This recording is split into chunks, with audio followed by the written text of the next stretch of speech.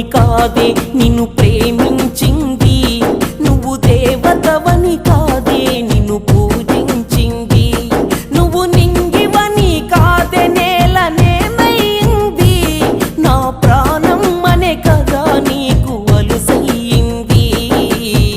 రాతలో లేని రాదమ్మ చెప్పలేను